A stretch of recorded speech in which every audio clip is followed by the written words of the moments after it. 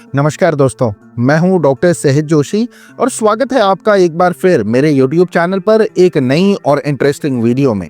आज हम बात करने वाले हैं एक ऐसी पावरफुल जड़ी बूटी के बारे में जिसका इस्तेमाल हजारों सालों से आयुर्वेद में होता आ रहा है, अश्वगंधा। इसके फायदे अनेकों हैं, खासकर पुरुषों मेल्स के लिए ये किसी वरदान से कम नहीं। मॉडर्न साइंस भी इसके गुणों को मान रही है। इस वीडियो में मैं आपको अश्वगंधा के 7 बड़े फायदे बताऊंगा जो साइंटिफिक रिसर्च से भी सपोर्ट होते हैं।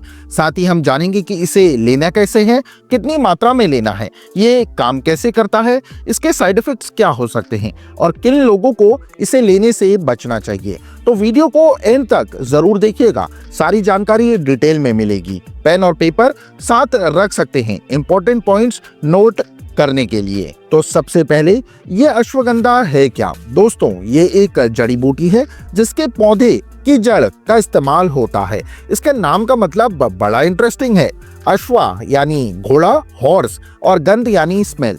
इसकी ताजी जड़ में से ही घोड़े जैसी स्मेल आती है। इसे पाउडर, कैप्सूल, अर्क या शरबत के रूप में इस्तेमाल किया जाता है। चलिए अब बात करते हैं इसकी सबसे इंपॉर्टेंट फायदों की। पहला फायदा, स्ट्रेस, एंजाइटी और मेंटल हेल्थ। दोस्तों, आजकल स्ट्रेस, एंजाइटी, डिप्रेशन जैसे मेंटल डिसऑर्डर्स खासकर नौजवानों में बहुत कॉमन है। मैं इन्हें मदर ऑफ डिजीज कहता हूं क्योंकि ये शरीर में सैकड़ों, हंड्रेड्स दूसरी बीमारी को जन्म देते हैं।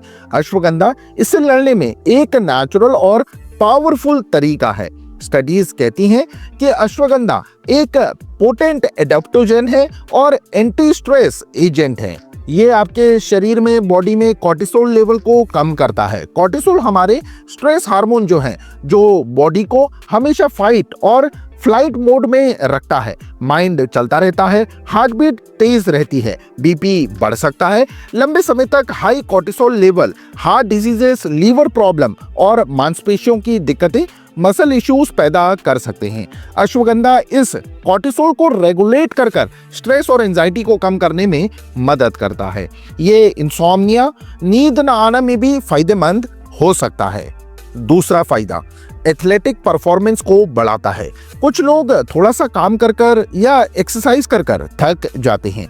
ऐसे लोगों के लिए अश्वगंधा बहुत फायदेमंद है। ये बॉडी की VO2 मैक्स कैपेसिटी को बढ़ाता है, यानी आपके लंग्स, हार्ट, ब्रेन और मसल्स ऑक्सीजन को बेहतर तरीके से इस्तेमाल कर पाते हैं। इससे आपकी परफॉर्मेंस, एनर्जी लेवल और एंड्योरेंस, सहन शक्ति में सुधार हो सकता है। तीसरा फायदा, टेस्टोस्टेरोन लेवल को बढ़ाता है। खराब लाइफस्टाइल, स्ट्रेस और एंजाइटी की वजह से अगर पुरुषों में टेस्टोस्टेरोन लेवल कम हो रहा है तो अश्वगंधा उसे बढ़ाने में मदद कर सकता है। टेस्टोस्टेरोन पुरुषों के लिए वाइटल हार्मोन है जो मसल मास, एनर्जी, मूड और रिप्रोडक्टिव हेल्थ के लिए जरूरी है। चौथा फायदा, स्पर्म काउंट और क्वालिटी में सुधार। कुछ स्टडीज और मेरे क्लिनिकल एक्सपीरियंस के अनुसार अश्वगंधा पुरुषों में स्पर्म की संख्या, काउंट और क्वालिटी को बेहतर करने में मदद कर सकता है। एक स्टडी में जिन मेल्स को अश्वगंधा दिया गया उनके स्पर्म काउंट में काफी सुधार देखा गया। लेकिन याद रखें, अगर टेस्टोस्टेरोन या स्पर्म काउंट किसी स्पेसिफिक बीमारी, हार्मोनल डिसऑर्डर या ब्रेन डिसऑर्डर की वजह से कम है तो सिर्फ अश्वगंधा काफी नहीं होगा। प्रॉपर मेडिकल डायग्नोसिस और ट्रीटमेंट जरूरी है।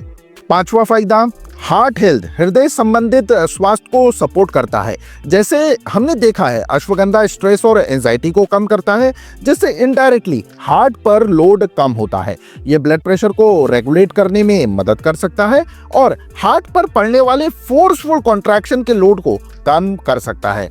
इससे हार्ट अटैक या स्ट्रोक जैसी बीमारियों का रिस्क भी कुछ हद तक कम हो सकता है। छठा फायदा, ब्लड शुगर कंट्रोल में मदद करता है। डायबिटिक पेशेंट जिनको इंसुलिन रेजिस्टेंस है या जो प्री डायबिटिक स्टेज में है उनके लिए अश्वगंधा फायदेमंद साबित हो सकता है। ये HbA1c लेवल्स को कम करने, ऑक्सीडेटिव स्ट्रेस को रिड्यूस करने और ब्लड शुगर लेवल को मैनेज करने में मदद कर सकता है।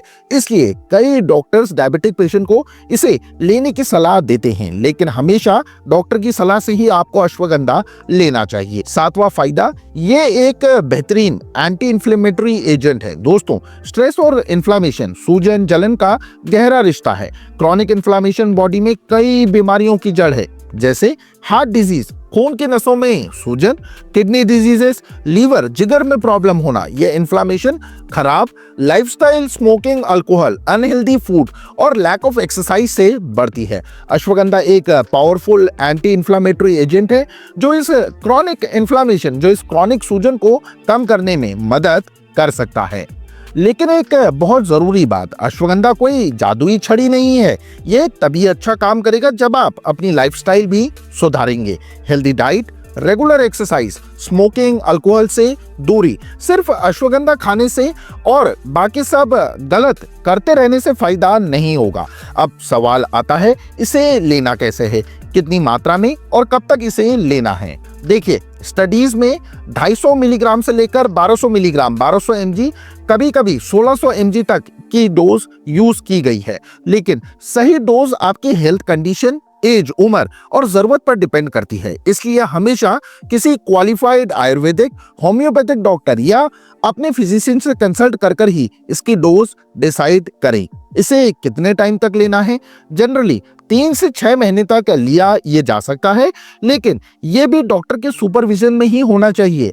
लेने का बेस्ट टाइम क्या है, खाली पेट या खाने के बाद, ये भी आपकी कंडीशन पर डिपेंड करता है और डॉक्टर ही बेस्ट सजेस्ट आपकी कंडीशन देखकर आपको कर सकते हैं। आमतौर पर मैं अपने पेशेंट्स को अश्वगंधा पाउडर या कैप्सूल को 1 कप दूध, जूस के साथ सुबह खाली पेट लेने की सलाह देता हूं।